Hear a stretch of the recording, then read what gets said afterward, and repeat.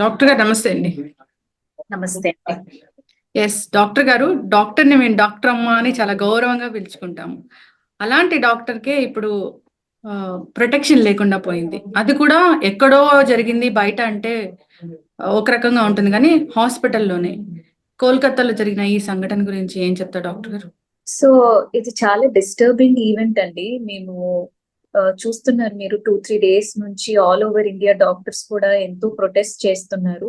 But నన్ను అడిగితే ఇది ఒక డాక్టర్ అని కాదండి. ఇప్పుడు చూసినట్టుగా మాక్సిమం దీనికి రియాక్ట్ అవుతుంది ఓన్లీ డాక్టర్స్. కానీ ఒక నార్మల్ అమ్మాయి లాగా ఆలోచించండి. ఆ అమ్మాయి 36 అవర్స్ డ్యూటీ చేసుకుంటూ తన మెడికల్ కాలేజ్ లో ఆ రోజు నైట్ రౌండ్స్ చేసుకొని జస్ట్ వెళ్ళి ఆ సెమినార్ హాల్లో 2:00 కి అమ్మాయికి తినడానికి టైం దొరికింది. 2:00 తినేసి కొంచెం రెస్ట్ తీసుకుందామని చెప్పి ఆ సెమినార్ హాల్కి వెళ్ళింది. అండ్ సెమినార్ హాల్ కి ఎందుకు వెళ్ళింది అని చాలా మంది అడుగుతున్నారండి. మీకు అందరికి తెలియని విషయం ఏంటంటే, మెడికల్ కాలేజెస్ లో ఎస్పెషల్లీ గవర్నమెంట్ మెడికల్ కాలేజెస్ లో ఫీమేల్ డాక్టర్స్ కి డ్యూటీ రూమ్స్ అవన్నీ సరిగ్గా ఉండవు.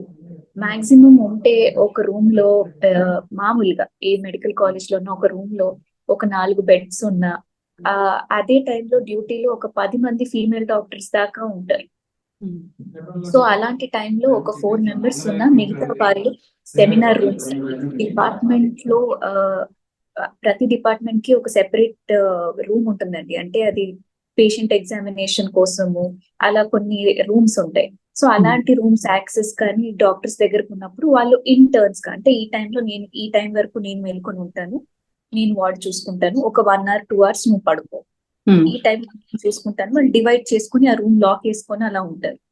సెమినార్ హాల్ కాబట్టి ప్రాబబ్లీ లాక్ వేసుకునే యాక్సెస్ తనకు ఉండదు. బట్ ఇప్పుడు తన ఓన్ కాలేజ్ లో తను సెమినార్ హాల్లో కాసేపు రెస్ట్ తీసుకోవడంలో ఏముంటుంది అని ధైర్యంగా వెళ్ళి ఉంటది పాపం మా అమ్మాయి. కానీ అలాంటి సిచ్యువేషన్ లో వెళ్ళి ఒకళ్ళు చంపేస్తారు. చంపేయడం పక్కన పెడితే ఆ అమ్మాయిని రేప్ చేయడం. అండ్ వర్స్ట్ పార్ట్ ఏంటంటే, అది అయిపోయిన వెంటనే దాన్ని సూసైడ్ లాగా చిత్రీకరించడం. అందరూ అదే క్వశ్చన్ చేస్తున్నారు, సూసైడ్ లాగా ఎందుకు చెప్పాలి పేరెంట్స్ కి? ఎగ్జాక్ట్లీ. అండ్ సూసైడ్ అని కాకుండా అమ్మాయిని సైకోసిస్ అని చెప్పి, అంతగా చదువుకొని ఎంబీబీఎస్ ఫినిష్ చేసి తను కష్టపడి ఒక పీజీ సీట్ తెచ్చుకొని, గవర్నమెంట్ మెడికల్ కాలేజ్ లో పీజీ సీట్ అంటే తను ఎంత కష్టపడితే వచ్చి ఉంటుంది. లో సెకండ్ ఇయర్ లో ఒక 1 year అవుతే పాపం మా అమ్మాయి ఒక సక్సెస్ఫుల్ డాక్టర్ లాగా బయటకు వచ్చేది. అట్ ద ఏజ్ ఆఫ్ 31, అంటే 18 years కి స్టార్ట్ చేసి ఉంటది తన మెడికల్ జర్నీ. ఒక 13-14 years నుంచి చదువుకుంటూ ఉన్న అమ్మాయి సడన్ గా పేరెంట్స్ కి కాల్ చేస్తారు చనిపోయిందని. 3 hours వాళ్ళని కలవనివ్వరు. 3 hours దాకా కూడా పేరెంట్స్ ని కలవనివ్వకుండా మళ్ళీ ఫస్ట్ సైకోసిస్, ఆమె సూసైడ్ చేసుకుందని కవరప్ చేయడానికి ట్రై చేసి, మళ్ళీ ఎవరో ఒక అతను ఉన్నారు, ఏదో బ్లూటూత్ దొరికింది, అతని చంపాడని చెప్పి. కానీ ఇది కూడా నమ్ముదాం అనుకుంటే పోస్ట్ మార్టం లో చూసేసరికి ఆ సిమెన్ అనాలిసిస్ చేసినప్పుడు amount of semen that they found is 150 grams. అంటే ఒక్క నుంచి మాక్సిమం ఓన్లీ 15 grams సీమెనే కలెక్ట్ చేయగలరు వాడు రేప్ చేసినా కానీ. 150 grams అంటే ఒక్కళ్ళు చేసింది కాదు, అక్కడ ఎంతో మంది ఇన్వాల్వ్ ఉన్నారని అప్పుడు డౌట్ వచ్చింది. సో ఎంతవరకు కవరప్ చేయడానికి ఒక కేసుని, ఎంతమంది ఇన్వాల్వ్ ఉన్నారు, ఎవరిని ప్రొటెక్ట్ చేయడానికి, ఇవన్నీ కూడా పక్కన పెడితే సైలెంట్ గా August 14th నైట్ మార్చ్ చేస్తున్నారు ఆ అమ్మాయిలు.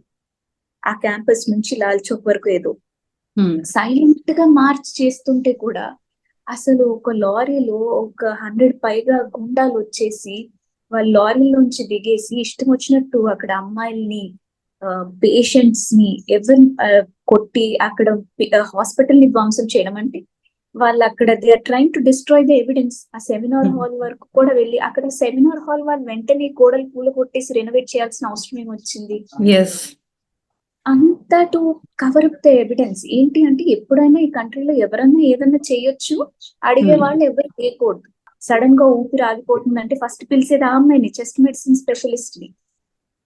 లంగ్స్ ఎలా ఉంది, అక్యూట్ కండిషన్స్, ఇవన్నీ చేసే ఆ అమ్మాయి ఎన్ని లైఫ్ సేవ్ చేసిన అమ్మాయి, ఆ అమ్మాయి లైఫ్ కి ప్రొటెక్షన్ లేదంటే తల్లిదండ్రులు ఎందుకు పంపిస్తారండి? ఇంకా వేరే చోట చదువుకోమ్మా, నైట్ డ్యూటీలు చేయమ్మా అని ఎవరికి ధైర్యం ఉంటుందండి? అసలు ఇదంతా విన్న తర్వాత మనకి ధైర్యం ఉంటుందా?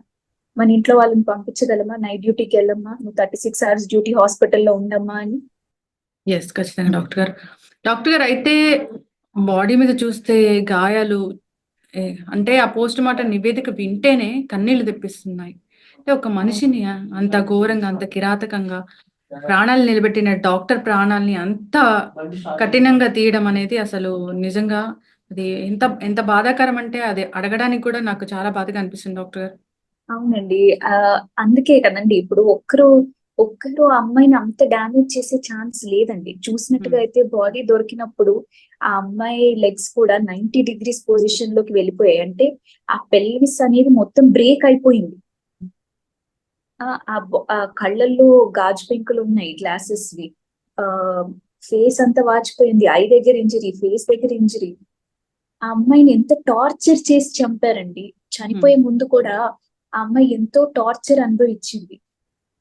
ఎస్. సో దీన్ని తీవ్రంగా ఖండించాల్సిన విషయం అండి. అందుకే ఇవాళ నేషన్ వైడ్ డాక్టర్స్ అందరూ కూడా నాన్ ఎసెన్షియల్ సర్వీసెస్, ఓపీడీస్ అన్ని బంద్ పెట్టేశారు.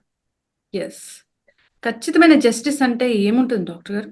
ఫస్ట్ కల్ప్రిట్ ఎవరో తెలియాలండి ఒకటి. అండ్ తెలిసి మనకి ఎవిడెన్స్ ఫస్ట్ సిబిఐ తీసుకొని సరిగ్గా ఎవిడెన్స్ ప్రూవ్ చేసి వాళ్ళని హ్యాంగే చేయాలండి. దీనికి వాళ్ళకి డైరెక్ట్ హ్యాంగింగ్ తప్ప వేరే ఏ పనిష్మెంట్ ఇచ్చినా తప్పే. వాళ్ళని కూర్చోపెట్టి జైల్లో పెట్టడం అనేది అబ్సల్యూట్ రబ్బిష్. ఎందుకంటే ఇంకొకసారి ఇలాంటివి చేయాలంటే జనాలు భయపడాలి, భయం లేకుండా పోతుంది. వేరే కంట్రీస్ లో ఎంత స్ట్రిక్ట్ గా ఉంటాయండి రూల్స్. రేప్ చేసినప్పటికీ ఏకంగా తలలు తీసేయడం అలా ఉంటాయి. ఇలాంటి స్ట్రిక్ట్ లాస్ మన కంట్రీలోకి రావాలి. ఇవన్నీ పక్కన పెడితే ఒక ఆడపిల్లకి వర్క్ ప్లేస్ లో ప్రొటెక్షన్ అనేది ఉండాలి. పేరెంట్స్ ధైర్యంగా అమ్మాయిని చదివించి బయటికి పంపించి వర్క్ చేయమ్మా అంటే ప్రొటెక్షన్ లేనప్పుడు ఇదంతా అనవసరం కదండి. ఎస్ డాక్టర్ గారు. సో అదా అంటే 24/7 వైద్య సేవలు అందుతానే ఉంటాయి అక్కడ. సో మిగతా డాక్టర్స్ కూడా ఉండుంటారు. అంటే ఇది ఇంత సైలెంట్ గా ఇట్లాగా అంటే చాలా మందికి డౌట్ వస్తున్న పరిస్థితి. సో అదే చెప్తానండి మీకు. ఇప్పుడు మామూలుగా ఎమర్జెన్సీ పక్కనే డ్యూటీ డాక్టర్స్ రూమ్స్ ఉంటాయి. కానీ దాంట్లో మాక్సిమం ఒక 4 beds 5 beds ఉంటాయి. కానీ డ్యూటీలో ఒక 10 మంది ఫీమేల్ డాక్టర్స్ దాకా మినిమం ఉంటారు. గవర్నమెంట్ హాస్పిటల్ అన్నాక డిఫరెంట్ డిపార్ట్మెంట్స్ ఉంటాయి కదండి. చెస్ట్ మెడిసిన్ అని చెప్పి, మీకు జనరల్ మెడిసిన్ అని చెప్పి, జనరల్ సర్జరీ అని చెప్పి అన్ని డిపార్ట్మెంట్స్ ఉంటాయి. సో ఇలా ప్లేస్ లేనప్పుడు డాక్టర్స్ ఏం చేస్తారంటే they search for alternative rooms. కొంతమంది సెమినార్ రూమ్స్ లో వెళ్ళి చదువుకుంటూ they just rest for some time. కొంతమందికి ప్రతి డిపార్ట్మెంట్ కి ఒక సర్టన్ ఎగ్జామినేషన్ రూమ్ అని ఉంటుంది. ఆ రూమ్ కీస్ కూడా ఇస్తారు అప్పుడప్పుడు. ఏంటంటే దాంట్లో పేషెంట్ ఎగ్జామినేషన్ కోసం ఒక చిన్న బెడ్ ఉంటుంది, దాంట్లో అడ్జస్ట్ అవుతారు. సో ఆ డిపార్ట్మెంట్ నుంచి ఇద్దరు ఎవరైతే డ్యూటీలో ఉంటారో ఒక 2-3 గంటలు నువ్వు పడుకో, అప్పుడు ఆ టైంలో ఎమర్జెన్సీస్ నేను చూస్తాను, మిగతా 2-3 గంటలు నేను వెళ్ళి పడుకుంటాను, నువ్వు చూసుకో అని చెప్పి వాళ్ళు రూమ్ లో లాక్ వేసుకుంటారు. నేను పీజీ చేస్తున్నప్పుడు కూడా పూణేలో ఒకటే ఎమర్జెన్సీ రూమ్ ఉండేది. 1 for males, 1 for females in the emergency room. దాంట్లో 3 బెడ్లు ఉండేవి. బట్ డ్యూటీలో ఒక 7 డాక్టర్స్ వరకు ఉండేవాళ్ళు. కాబట్టి మేము we had to take access for the department rooms.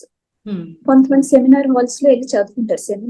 Seminar halls ఇవన్నీ ఎలా ఉంటాయంటే యూజువలీ కొన్నిసార్లు సౌండ్ ప్రూఫ్ ఉంటాయి కదండి. సో అలాంటప్పుడు లోపల సౌండ్ బయటికి రాదు. అండ్ జామర్స్ కూడా ఆన్ అవుతాయి అప్పుడప్పుడు. అంటే ఆ టైంలో జామర్స్ ఆన్ అయి ఉండవు న్యాచురలీ. బట్ కొన్నిసార్లు సెమినార్ రూమ్స్ లో ఏంటంటే సౌండ్ ప్రూఫ్ ఉంటాయి, లోపల ఏం జరుగుతుందో మీకు బయట తెలీదు. సో అదే మేజర్. అండ్ ఆ టైంలో సెమినార్ ఇప్పుడు ఆ ఎగ్జామినేషన్ రూమ్స్ దగ్గర, సెమినార్ రూమ్స్ దగ్గర న్యాచురలీ ఎవరు ఉండరు ఆ టైంలో. అవును, కానీ యాక్సెస్ ఎలా ఉంది అసలు అక్కడ రావడానికి? బయట వాళ్ళు లోపలికి రావడానికి అసలు యాక్సెస్ ఎలా ఉంది? అతను అదే చెప్తున్నారు కదండి, యూజువలీ అంత ఈజీగా బయట వాళ్ళు లోపలికి రాలేరు. సెక్యూరిటీ వాళ్ళు ఉంటారు. ప్రతి ఫ్లోర్ కి ఐడియల్లీ సెక్యూరిటీ గార్డ్ ఉండాలి హాస్పిటల్లో. ఎస్పెషల్లీ ఆ టైంలో ఒక కారిడార్ లో ఎవరైనా ఎంటర్ అవుతున్నారంటే ప్రాపర్ ఉండాలి. 2 things. ఒకటి, అక్కడ సెక్యూరిటీ సరిగ్గా లేదు, గవర్నమెంట్ కాలేజ్ కాబట్టి, నెంబర్ 1. నెంబర్ 2, మీకు అక్కడ అతను ఎవరైతే ఇప్పుడు కల్ప్రిట్ ఎవరైతే చెప్తున్నారో హూస్ జస్ట్ స్కేప్ కోట్ అని చాలా మంది అంటున్నారు. సో అతను కూడా ఏంటి అంటే one of the police official లాగే అంటున్నారు కదా. అవును, అవును.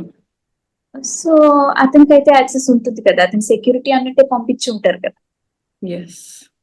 సో బట్ ఎంత ఏది ఇప్పుడు అతను చేశాడు అని అనుకొని వదిలేయడానికి లేదు కదండి, బికాస్ అక్కడ పోస్ట్ మార్టం లో the amount of semen found ఇది మ్యాచ్ అవ్వట్లేదు. ఒకవేళ అతను ఒక్కడే చేశాడు, అతను పోనీ ఒప్పుకున్నాడు నన్ను చంపండి అని చెప్పి, అవును, ఇలాంటి కండిషన్ లో మరి వీళ్ళు అర్జెంట్ గా అంత ఎవిడెన్స్ డిస్ట్రాయ్ చేసేయడం, 100 మెంబర్స్ వచ్చేసి వీళ్ళని అటాక్ చేయడం, ఇవన్నీ అవసరం ఏముందండి మరి? ఎస్, ఖచ్చితంగా డాక్టర్ గారు. వర్క్ చేస్తున్న ప్లేస్ లో ప్రతి మహిళకి కూడా ఖచ్చితంగా ప్రొటెక్షన్ అనేది ఉండాలి. మన డాక్టర్స్ మనం కాపాడుకోవాలి, మన ఆడపిల్లల్ని మనం కాపాడుకోవాలి. సో దీని తర్వాత జస్టిస్ అనేది ఖచ్చితంగా జరగాలని కోరుకుందాం డాక్టర్ గారు. సో అందరూ హ్యాపీగా వర్క్ చేసుకునే ఎన్విరాన్మెంట్ కల్పించాలని కోరుకుందాం. ధన్యవాదాలు. Thank you.